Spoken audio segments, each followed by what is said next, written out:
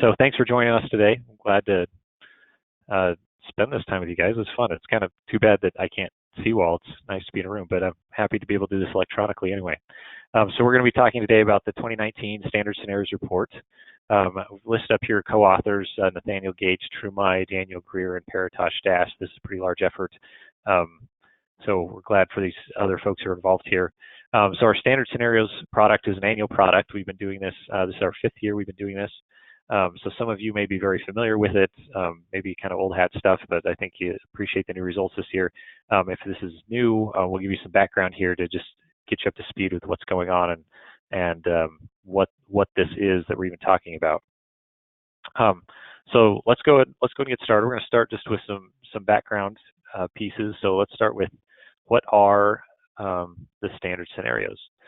So the standard scenarios are suite of forward-looking scenarios or projections of the power sector. So they're developed using in-house models. Here at NREL, we'll talk a little bit more about those models in a little bit.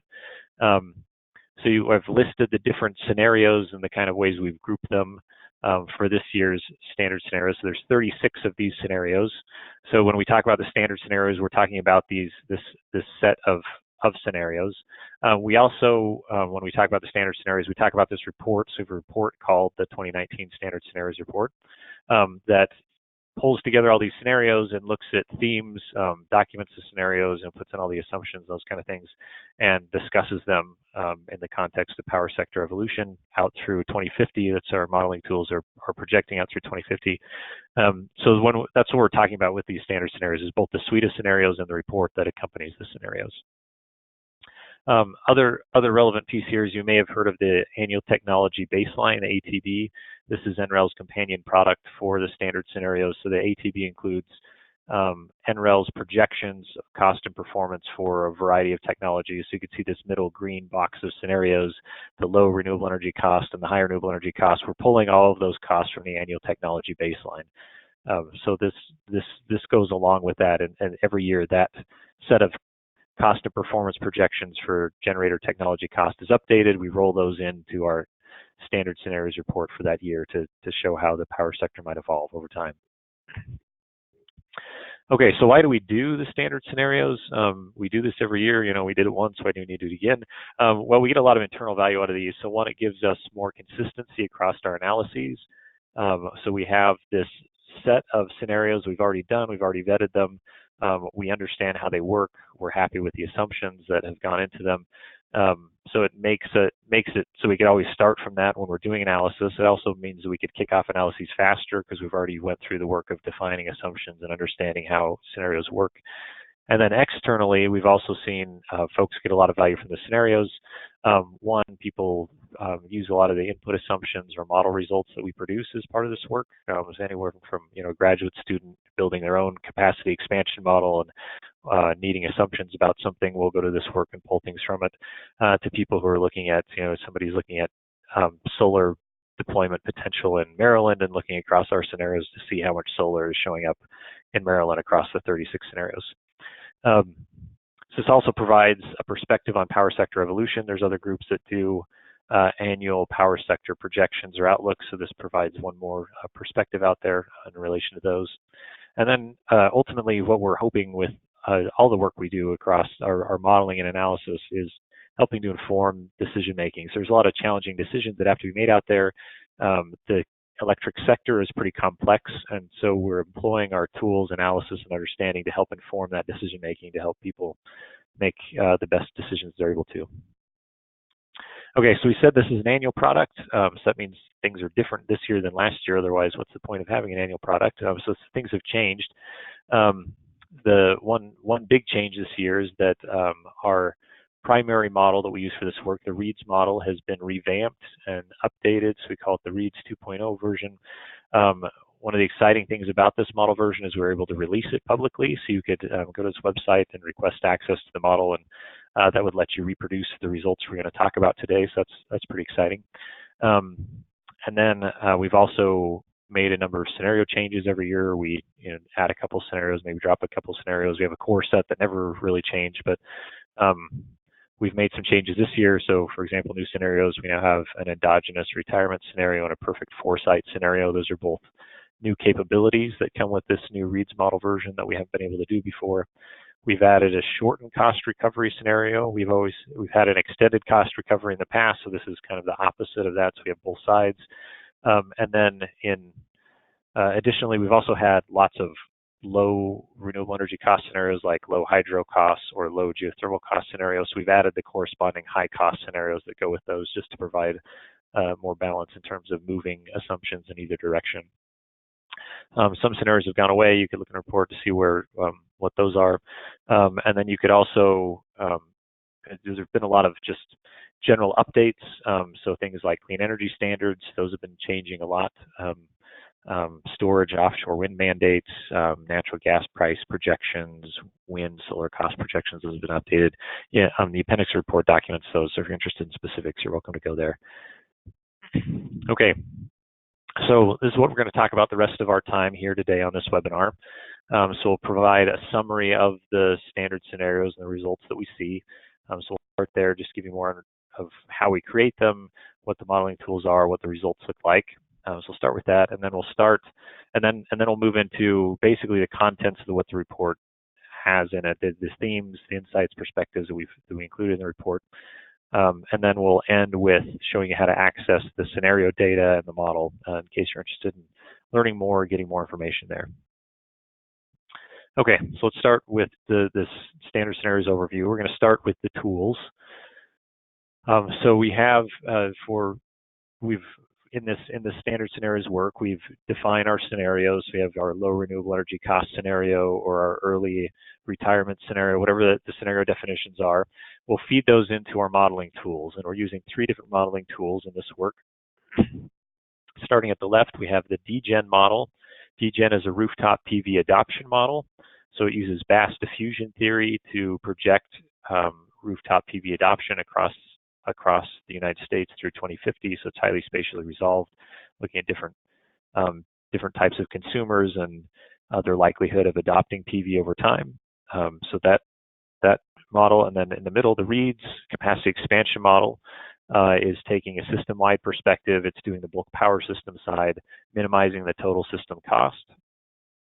And then the Plexos production cost model is used for hourly or sub-hourly simulations. It's minimizing the total production cost. And the way we're using these models is we're using DGen to get the rooftop PV projections. We're feeding those into the REIDS capacity expansion model, where it's building out the system, deciding where to build generators, where to retire generators, where to put transmission, where to put storage, all that kind of stuff. And then we'll take select REIDS scenarios, typically from the 2050 year.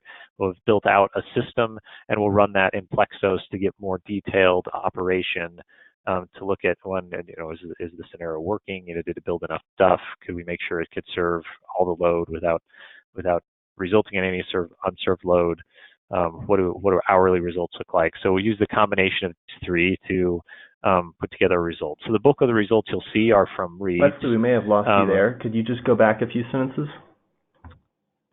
Sure. Can you hear me now? All right. Hey, Harrison, can you hear me? Yeah, we can hear you now, Wesley. Okay. I don't know what happened, but this is exciting. So Harrison asked me to go back just a little bit here. So we're using the combination of these 3, where DGen giving the rooftop PV, feeding into REIDS, which then we could use to feed into Plexos to do production cost modeling. The outputs of those 3 give us our results that comprise our standard scenarios. So the bulk of the results are from REIDS, but we're pulling from the 3 of these. Okay, let's move ahead here. So as we do our scenarios,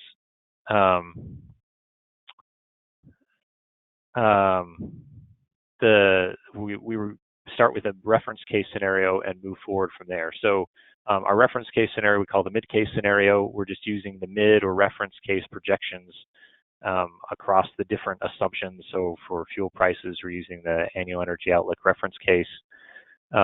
Demand growth, similar situation. Technology cost of performance is coming from the mid projections from the annual technology baseline. Current policies are as of July 31. It was quite an effort to keep up with the policies over the summer, and eventually we just had to cut them off, but there's a lot in there. And but you could see that kind of the summary of a few of the key inputs here. And when we put all this stuff into our modeling tools and we run them through, here's what the mid case looks like. So we have generation on the left, capacity on the right. I'm going to spend a minute here just to absorb a little bit, especially in terms of colors. We're going to use these same colors throughout. So if we look at a capacity plot, nuclear in the red, the kind of gray-black colors, coal, natural gas combined cycles, the light brown, natural gas combustion turbine, and oil gas steam. As the dark brown, you can see it's showing up in the capacity plot, not really in the generation plot, because these capacity factor, these plants are very low in the modeling. Geothermal biopower, hydropower, wind, solar, which is both utility scale and distributed, or behind the meter PV. And then on the left, this is imports in gray, and then storage capacity on the right. So this is kind of our baseline that we're starting with, and here's the national picture evolution over time. We could then look at that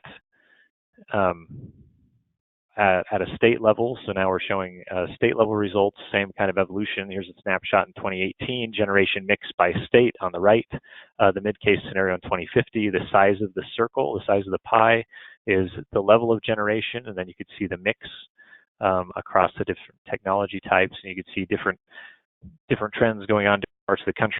A lot of time looking at this, but we're not going to right now. We'll move on. But this is in the report. You go look at this kind of stuff in more detail if you'd like to. Other thing we want to show here is just we have a mid-case reference scenario. Other people have mid-case scenarios. We want to show how ours compares with others. So we have across the columns. Here's the NREL standard scenarios, BNEF, the Energy Information Administration, the International Energy Agency, their modeling projections. We're showing two results: the renewable energy share of total generations, how much of the generation is renewable energy, and then on the bottom, power sector emissions. So a lot of interesting things you can see here. The across publication years, so if you're just looking for this year, 2019 is black. So if you're looking at black results, that's the most current year. IEA wasn't published at the time we had in the report. It's since come out, but it's not on this figure for 2019. You can see in general, NREL and BNEF tend to have more renewable energies in their projection than EIA and IEA. Corresponding stories with the CO2 emissions. We can talk about more there, but we'll hold off for right now.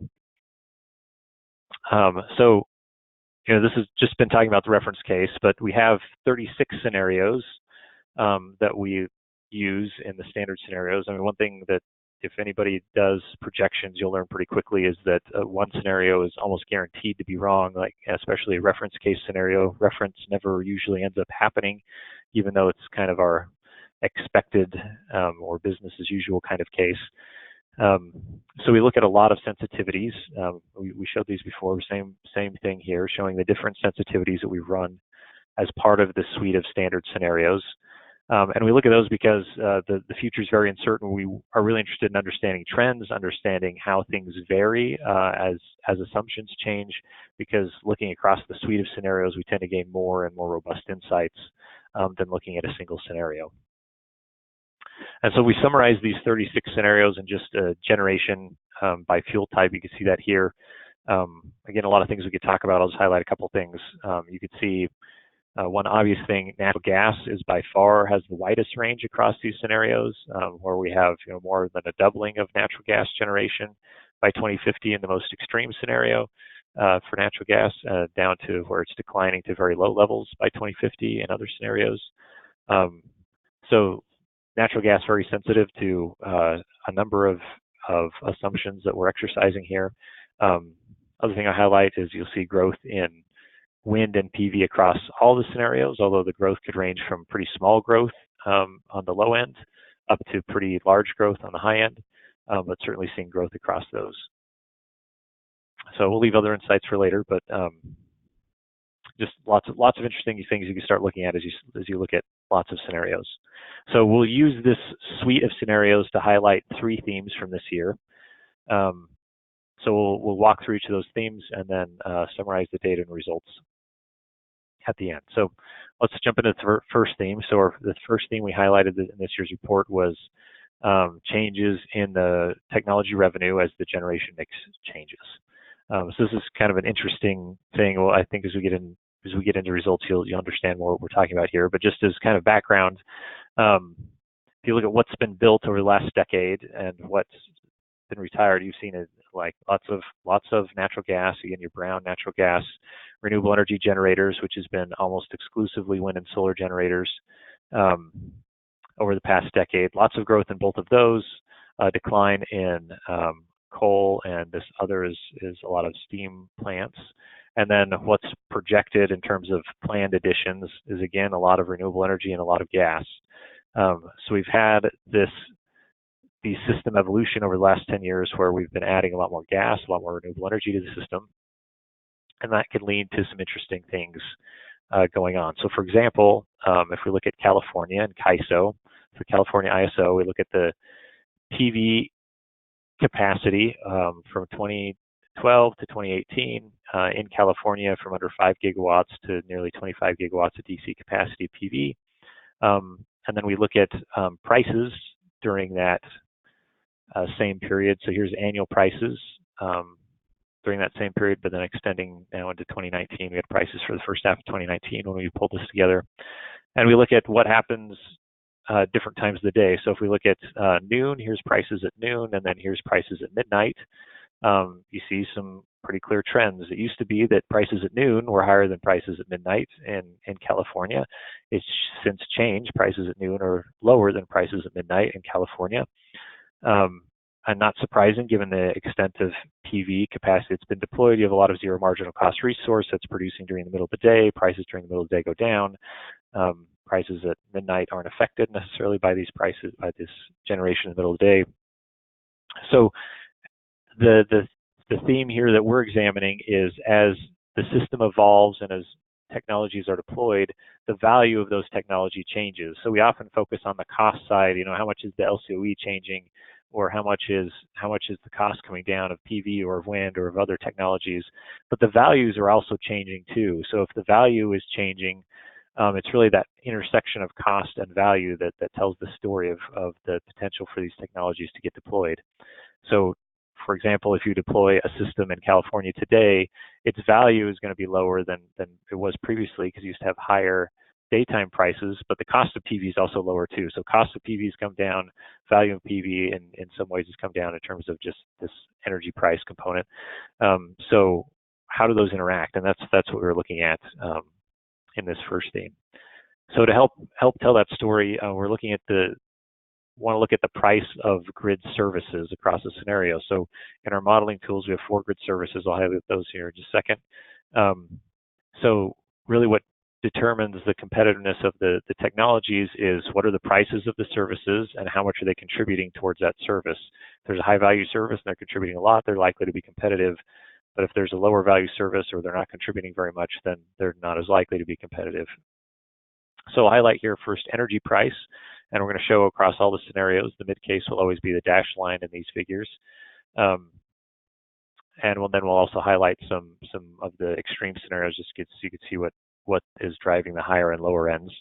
So this is average national energy price. There's a lot of ways you could dissect that. There's different, it varies across time of year, it varies across time of day, it varies spatially in different parts of the country, but we're just summarizing things nationally just to have a more concise piece here. So we have energy prices varying by scenario and over time. We have our planning reserve price, also varying by scenario and over time. So this planning reserve price is essentially, you could think of it as like your capacity price. This is the price you're paying for firm capacity or for capacity that's going to contribute towards your planning reserve margin. Then there's also state policies. So we have state policy prices across the different scenarios. You can see how those vary. So this is largely meeting things like your clean energy policy or clean energy standards or renewable energy policies. And then we also have our operating reserve prices, and we have multiple operating reserve products. There's spitting reserves and regulating reserves, et cetera, but we've summarized them all into just one price for convenience of display here. So you can see how different scenarios, they have different prices for different services. The services have different prices. There are different amounts of these services that are required in each of the scenarios. So all these things interact with the technologies and their ability to provide these services that makes them more or less competitive. So if we start looking at, well, where are the technologies getting their revenue in these scenarios? We're looking here just at the mid case in 2030 and 2050, and the fraction of revenue that the technologies are getting from these four services. So we have energy as the blue, planning reserve as the orange, state policies as dark blue, and operating reserve as the green. And so a couple things I'll point out here. One, you can see that the planning reserve is growing from 2030 to 2050 across most of the technologies. So the fraction that's coming from the planning reserve is growing in terms of share revenue. That's largely because planning reserve prices are going up as you get out to 2050. Other piece you can see here is this operating reserve. The only place you could really see it is in the batteries in 2030. They're the only ones getting a substantial fraction from providing the operating reserves. By the time we get to 2050, it's not showing up in many. If you go back, we'll go back and look at these prices. In the mid case, the operating reserve prices are very low. In 2050, you now have a much more flexible system. There's a lot of storage on the system. Prices are low. You're also spreading that revenue across now a lot of batteries, so the fraction's pretty small. Other piece you could see here is technologies getting state policy shares. You can see geothermal and concentrating solar power getting larger shares. That's because both these technologies are largely in California, and California has 100% clean energy requirements, so they're driving a lot of value from that. PV in California would be getting a large share, but PV is also being built outside of California, so this is showing kind of all the effects averaged together. Okay, so one other piece I want to highlight here in terms of how these things are changing, especially for renewable energy generators, is you can see energy value fractions going down. One thing driving that for renewable energy technologies is that we have curtailment generally increasing over time in scenarios. So we've plotted here your variable renewable energy penetration, so that's your wind and solar penetration, versus the average curtailment rate. So this is average, this is after storage. So you have your mid case here, and then we've highlighted a few scenarios so you can see what happens when we don't have storage. The high battery cost scenario, curtailment is higher for the same levels of VRE penetration. So if we make storage more expensive, you're going to see more curtailment on the system. Scenarios that get to higher penetrations of renewable energy could have very high average curtailment rates. And again, these are average, not marginal. This means your marginal curtailment rates could be in excess of 50% for these higher ends. But on average, you could be curtailing 8 or 10 or more percent of your renewable energy generators.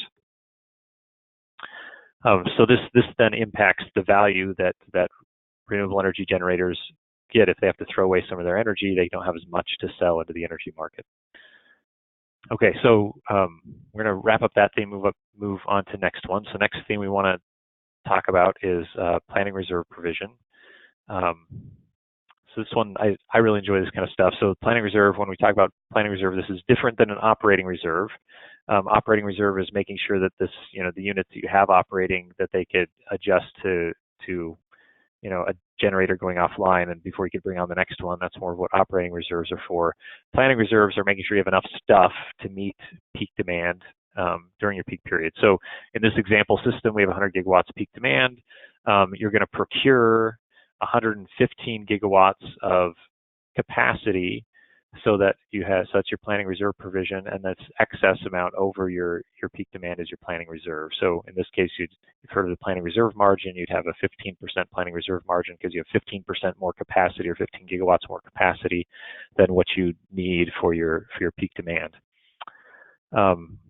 This is pretty simple when you have thermal generators. You just kind of add them up. I've got 100 gigawatts of gas CCs and 15 gigawatts of coal. We're good. Okay, we just move forward. But once you start adding wind and solar, it gets more complicated. So capacity credit is what we're using to talk about things like wind and solar and how they contribute. Capacity credit is the fraction of your nameplate capacity they're going to count towards the planning reserve margin. So we've listed here the capacity credit values in the different RTO ISO regions. You could see they could vary. Some are winter. They could vary by location. In the case of ERCOT, they value non-coastal wind differently than coastal wind because the profiles align differently with respect to their demand patterns. But you can see, one, none of them are 100%. Wind and solar won't get 100% capacity credit, and sometimes they could be very low. So our modeling does this kind of thing, takes these things into account. There's a number of ways to assess them. They're typically statistical or looking at historical contributions. So the modeling the modeling tools we have do these kind of assessments and estimate the contribution of wind and solar toward meeting your peak demand requirements. And that's what this theme is all about, is like, as you have more wind and solar in the system, how are you meeting peak demand? What's going into that? And if we look across the scenarios, and so this is now showing your VRE, variable renewable energy penetration, which is your wind and solar penetration. Across the scenarios, you can see that it's growing in all the scenarios. On the lowest end, it's roughly doubling from today's to getting up to more than 70% variable renewable energy penetration in the highest scenario, mid-case landing just over 50% variable renewable energy penetration by 2050. So you see variable renewable energy growing in all the scenarios, so you might expect that you'd see a corresponding decrease in non-variable capacity. But when we look at non-variable capacity, we see that it's generally flat or slightly increasing. So non-variable capacity is everything that's not wind and solar. And it's only really declining in scenarios with high natural gas prices. So unless we assume high natural gas prices, it's either flat or increasing. So we have all this non-variable capacity. We have large growth in variable capacity. So just trying to get a handle on what's going on there and why this is happening. So just as an example, let's look at 2 days from the mid case in 2050. So it's built out a system in 2050, looking at a dispatch plot for the peak day, July 26th, and the peak net load day, August 8th. So you can see on the peak load day, you're getting a lot of, during the peak load time, you're getting a lot of contribution from solar because it's still daytime. You get quite a bit from wind. You still have thermal plants that are generating quite a bit, nuclear, coal, and natural gas.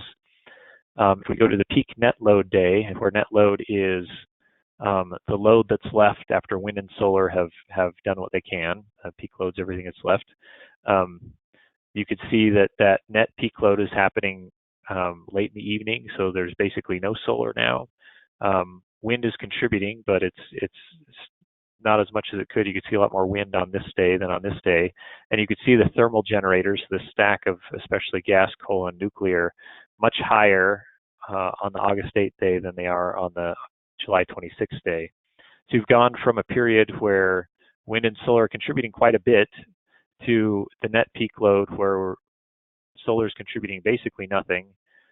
Wind is still contributing, but not as much. And you have large contributions from solar and thermal generators.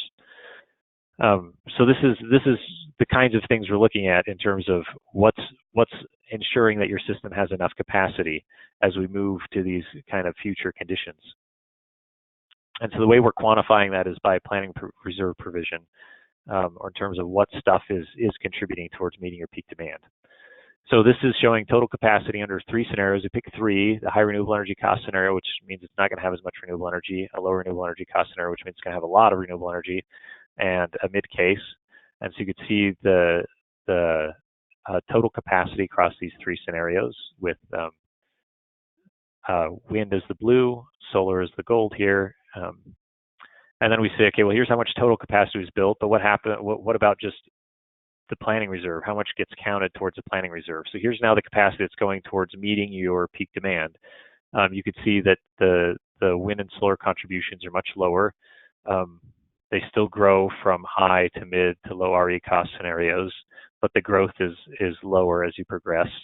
And this is during the summertime. If you look at what's providing your planning reserve provision in the wintertime, you get this kind of picture where there's not very much solar, now much more contribution from all these non-variable generators in the wintertime. The reason solar is not contributing a lot in the winter is your peak is often after sunset. You have fewer hours of daylight, so there's fewer hours when solar can contribute. This doesn't mean solar is not important. It is providing energy, and the storage, one of the reasons storage is able to contribute to the gray down here is because it's able to charge off storage during the daytime and then discharge in the evening periods. So in some ways, storage is leaning on solar in order to be able to provide peaking capacity. But this kind of interaction I think is pretty interesting. So now if we summarize all of this across the scenarios, we get something that looks like this, where we have along the bottom, we have the three different technology types. So here's the non-variable techs, everything that's not wind and solar, wind and our solar PV. And we're showing two pieces here. How much of these technologies, what's the fraction that makes up the total capacity, and what's the fraction that makes up the planning reserve capacity? So for example, wind makes up somewhere between 10 and 30% of the overall capacity across the 36 scenarios. The mid case is somewhere around 15% of the total capacity. But the amount that it contributes toward the planning reserve is 5 to 10% roughly across all these scenarios. Now, if we look at non-variable capacity, so everything not wind and solar, 40 to 80% roughly of the capacity is not wind and solar. But always more than half of the planning reserve is coming from not wind and solar technologies, from these non-variable technologies. So these non-variable technologies are pretty critical for ensuring resource adequacy, even at high penetrations of wind and solar. So wind and solar are providing large amounts of the energy, but the planning reserve, this peak period, is still relying a lot on the non-variable technologies to make that happen. Okay, let's now move into our third theme, and we've kept this one relatively short here, but just looking at regional generation trends. So if we look at what has happened, a lot's been going on already. Pull EIA data, look at what's happened over the last decade from 2008 to 2018. The different colors here show the different regions, so you could see the colors matching up. Just if you look overall, you could see a general trend away from coal on the bottom, so declines in coal generation, increases in natural gas, wind, and in some places solar. If you look regionally, you could see that in the south, it's largely a story of a shift from coal to gas. Oh, there's some outliers. This is Oklahoma and Texas, both having a lot of wind. You can also see other places like the west, north, central. You're getting more coal to wind switching. You can see other places in California getting rid of basically non-renewable technologies and adding renewable technologies. So lots of interesting pieces here. You can spend a lot of time looking at this. It's kind of fun just to see what's happened. I mean, it's not like I wasn't here for the last decade to see this stuff, but it's just interesting to see the summary of it, even though it's already been part of like what I've been living through.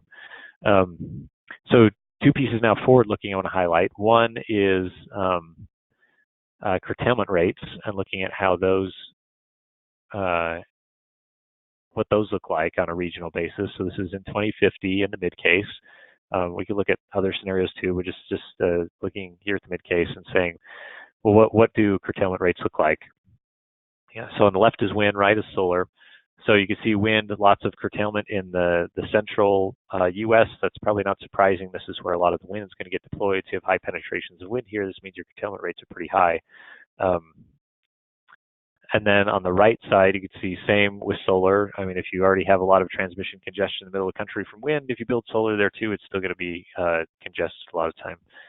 You could also see really high curtailment rates in California. Again, these marginal curtailment rates are before you add storage or add transmission or anything like that. So what this means is not that you would never build solar, but that if you're going to build solar, you're probably going to build storage too, because you'll need something to absorb some of that excess renewable energy.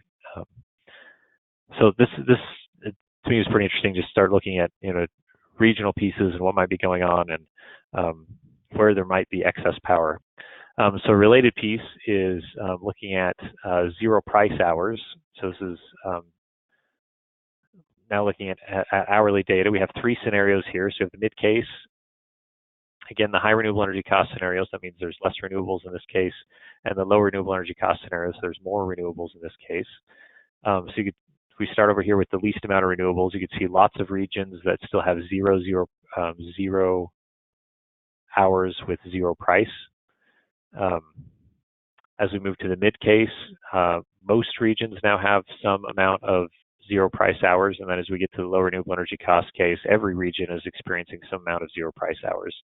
So we're seeing those basically across the board. So this is interesting to see. You know, a lot of times people think of zero price issues as being a Texas thing or a California thing, and that it think it'd largely be a nationwide thing, depending on how quickly renewables penetrate. So there's more on regional stuff, but that's all I'm going to highlight here. So I want to move to accessing the data and the model. So getting the data is fairly straightforward. So we have a scenario viewer. It's dynamic, so you can interact with it. It's available online. There's a link here. The link's also in the report, so if you just download the report, you could get the link from that. But it lets you, switch between technologies, look at results at a state level, or look at results at different regions. You can define a custom region. You could choose a pre-selected region and look what the values are. Besides your standard state pieces, there's also national system metrics like CO2 emissions or generation fraction. So that could be interesting to play around with. Other piece is the READS model, as we mentioned, is now available. So we have that model online, so you can download the data. That'll let you reproduce any of the results. You do have to have a GAMS license because we built it in GAMS, so that is a requirement. But if you wanted to reproduce results, you can. I mean, READS is not a simple model. It's not like a GUI where it's like, if you're not familiar with command line, then this may not be for you. But just we're excited that it's out there and that it's available for folks to use and replicate what we've done. DGen is coming. They're working on open sourcing now, so that model will be out later. Plexos, the third model that we've used, is not owned by NREL, so we don't have any say in whether or not it gets out there. Okay, so let me just summarize. We'll wrap up and then answer some questions. And I have no problem if we end before the hour's up. And sometimes an hour webinar could really drag, but we're happy with ending early if that ends up being our case here. So summary here, just that we use standard scenarios a lot to improve modeling analysis work that we do. We found that other people have been able to do that as well, either comparing against it or using assumptions or benchmarking data, whatever they're doing. That it's led to improved modeling analysis as we refine our assumptions every year and try and improve model results. It's also given us a nice framework for providing a perspective on the U.S. electric sector evolution.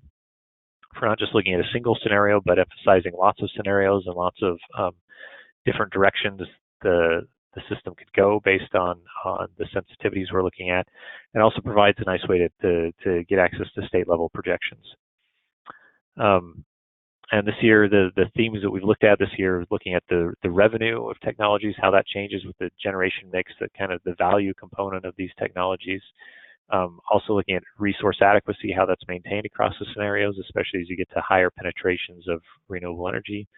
And then finally, looking at technology costs, policies, resource quality, et cetera, and how those lead to regional changes in the generation mix. So with that, I'm going to close up. So we have the report available online. You could just Google 2019 standard scenarios. It should pop up rather than trying to get a long URL. Results viewer here, or also linked to the report. Happy to take questions here. You could also follow up. Welcome to contact me if you have other questions. We will make these slides available. I don't know exactly how long it'll take us, but within 2 weeks, certainly we should be able to get these to you. And we are recording the webinar, and we'll have it available for others who weren't able to be part of this. So with that, I'm going to turn to our questions and start going through those. So let's start here. Somebody asked about being able to replicate the method that we're using. So certainly you could replicate anything that we've done here just by downloading the model and running it. So that's one way to be able to replicate what's here. Have folks asking about what's the relationship between standard scenarios and the electrification future study. So NREL has a major ongoing initiative right now doing the electrification future study, looking at high electrification scenarios in the United States. What happens if you electrify a lot or all of end-use loads? And they've used the standard scenarios as a lot of their scenarios. So they've as our standard scenario definitions they use and run them in high electrification futures. So it's like, let's run their low natural gas price scenario and high renewable energy cost scenario in these electrification futures. So there's a relationship there in terms of they're drawing on the work that we've done here too and extending it to looking at high electrification scenarios. So that's how those things are interacted. Okay, someone asking about the mix of wind and solar in these, that we're seeing more wind and less solar this year relative to other years. That's certainly the case. There's more wind in this year's projections than there were in last year. The primary difference there is that the PV cost projections didn't really change from last year. So from 2018 to 2019, PV cost projections were mostly the same. Wind cost projections are quite a bit lower this year than they were last year, and so that's reflecting that change, that we're seeing more wind in these scenarios. That extra wind is eating into PV to some extent. So we see less PV this year than last year, and that's largely driven by those changes in the wind cost projections. This companion to the annual technology baseline, if you're interested in more details on the wind cost projections, how they're developed, why they're lower, you could go to the annual technology baseline to get more information there. We have somebody asking about when we were showing the grid cost projection or the grid services. Let me pull that slide up so we could look at it. So right here on this slide, somebody's asking about this dip in 2030. Yeah, you're right. It looks funny. We spent a lot of time looking at this because we thought something was wrong in the model, but it turns out that what's going on with this dip in 2030 in planning reserve prices is basically everybody who has a clean energy standard or an aggressive RPS all have a 2030 target. So you're building a whole bunch of capacity to get out to 2030 to meet that 2030 target. That leads to more capacity being built, and you have you don't have as much the price of planning reserve capacity or peaking capacity is lower in the 2030 year because the convolution of all those 2030 policies coming together. When we run sensitivities and remove the state policies, then this smooths out. You don't get the same dip. So that could be a modeling artifact. That could be something that happens because everybody is trying to get there at the same time, but it was kind of an interesting happening that went on and why we get a dip in 2030. Okay, we have a lot of questions. I don't know if we get to all of them, but we'll keep working through them.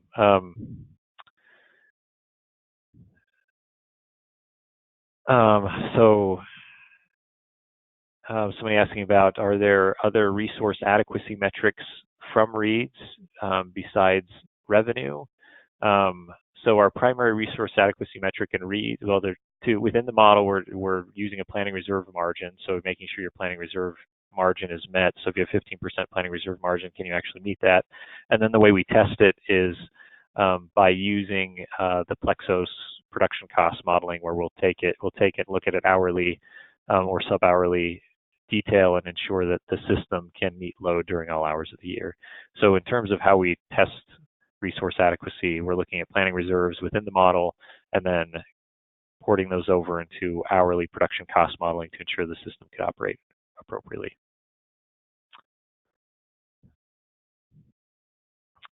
Okay. Let's see. Okay, so somebody's asking about how you could get more access to the outputs. So we have our scenario viewer that has some outputs like capacity generation, et cetera. But if you want more detailed outputs like these revenue outputs, you would have to use the model to get those. So the model is a large model when we're solving for the United States. There's millions of variables out through 2050. And so that means there's inherently millions of outputs because every variable will have multiple outputs. So if you wanted the ultimate detailed resolution of outputs in the model, you'd have to go pull it down and run it yourself. but the online viewer provides summary of things like capacity and energy and things like CO2 emissions. Okay, somebody's asking about load flexibility and how that's involved and how it might impact things like planning reserve or curtailment. We have, in these scenarios, we don't have a lot of load flexibility represented. We do have some electric vehicle scenarios, and some of those electric vehicles could be charged based on when the grid operator wants them charged. Others are just set on a fixed schedule. But we don't have representations of things like demand response. In part, we've had challenges representing that for largely data reasons. What is the cost of implementing demand response across the country at different levels, and how much is there, and how much can you access it? So demand response is certainly an active area of work. It's typically been more focused into specific regions where we have more information and not done at a national scale or scope. But certainly that would impact things like the flexibility of the system. How much flexibility can you get out of the grid? How much can you move load around to better match profiles? We have somebody asking about how we're implementing state level policies. So let me pull up the state level map because I think this will highlight what people are seeing. So this is actually brought up a lot as we went through reviews. People look at California and say, doesn't California have 100% clean energy? Why is there still natural gas in California? Or, Washington has 100% clean energy. Why is there still natural gas in Washington? And that's there's rules for state clean energy policies are not well defined yet. The way we've implemented them is that you have to meet 100% of end use load with clean energy resources. So that means any losses from storage or from transmission could be met from fossil. It also means that if you're exporting, those wouldn't count, because as long as you're meeting your end use load with clean energy, you could export fossil to other regions. So this is the way we've decided to implement it. I would assume the rules will evolve as we go along. People, I think, look out to 2030, 2045, 2050 and say, yeah, we'll figure it out as we go. And since we're modeling those years, we have to decide, and that's the way we've chosen to do things this year.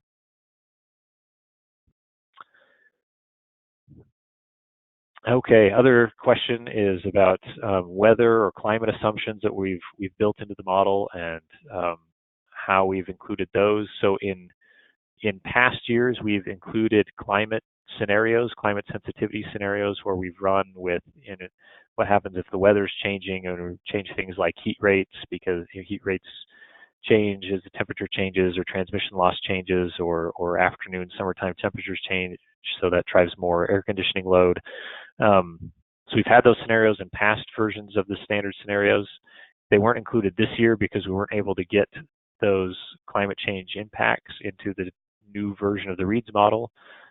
That work's been happening, so we expect those scenarios to re-enter the standard scenario suite in 2020. Now that capability has been rolled in into the standard scenarios framework in the Reeds 2.0 model.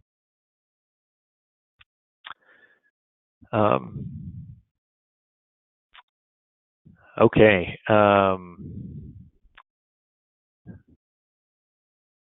Question about the interaction of storage and transmission with the marginal curtailment rates. So let's go to our marginal curtailment rate slide. So we could show that. So how much I guess the marginal is the average curtailment rate. But how much do storage and transmission lower the marginals we were showing? So we showed the regional marginal levels. So you could see that the average curtailment rate across the country is roughly 2%. When we go to the regional marginal curtailment rates, we get numbers ranging from close to 0 up to more than 48%, and as high as been. So it's kind of hard to say what, when you take the average, you're now averaging lower curtailment places with higher curtailment places. In this mid-case scenario, we do have, I think it's on the order of 160 gigawatts of storage. It's pumped hydro and battery. Don't quote me on that, but it's certainly more than 150 gigawatts of total storage capacity. And so that has a pretty big impact in terms of reducing curtailment in these scenarios.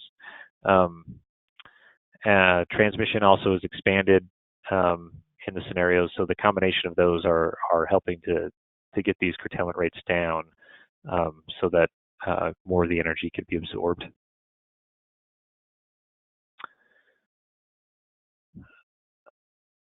Okay.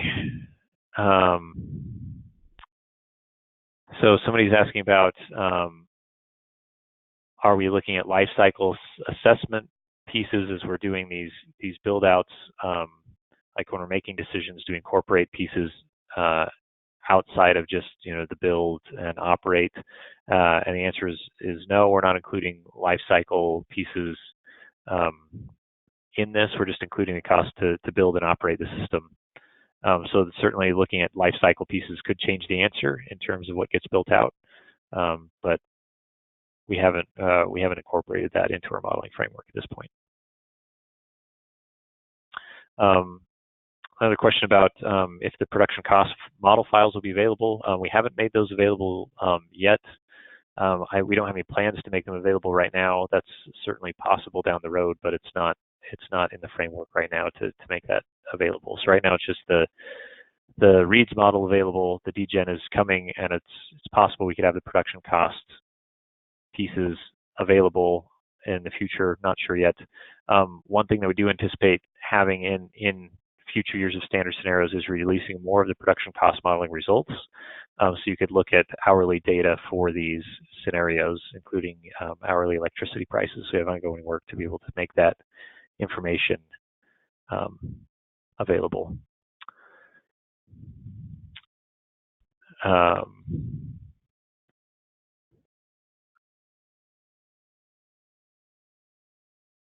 Okay, let's see. I have a question about somebody's looking at our nuclear breakthrough scenario and saying that it's not leading to a lot of growth. And that's certainly the case. So our nuclear breakthrough scenario is we reduce the EIA's projected cost of nuclear energy by 50%, and